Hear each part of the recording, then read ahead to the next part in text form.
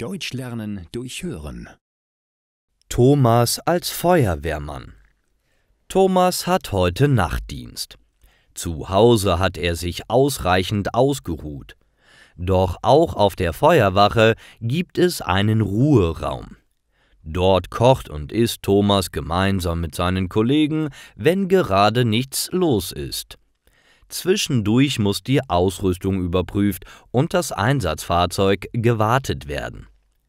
Er schläft gerade, als plötzlich der Alarm losgeht. In der Küche eines Hauses hat ein Feuer angefangen.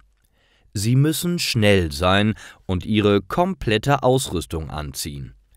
Dann steigen sie in die Einsatzfahrzeuge ein und fahren mit Blaulicht und Sirene zum Einsatzort.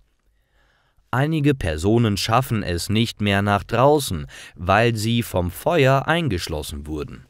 Sie müssen gerettet werden.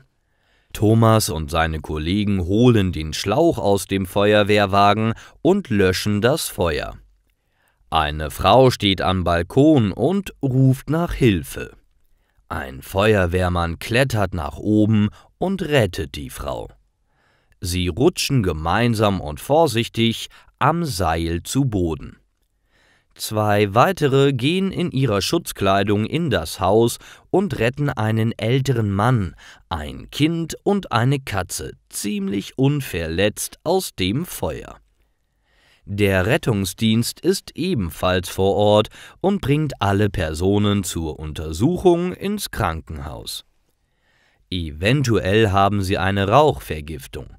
Das Feuer konnte vollständig gelöscht und alle Personen aus dem Haus gerettet werden. Der Schaden im Haus sieht auf den ersten Blick schlimmer aus, als er tatsächlich ist. In derselben Nacht gibt es einen heftigen Sturm. Einige Keller müssen vom Regenwasser ausgepumpt werden. Auch einige umgefallene Bäume müssen aus dem Weg geräumt werden. Thomas ist froh, dass er mit seinem Job Menschen helfen und Leben retten kann.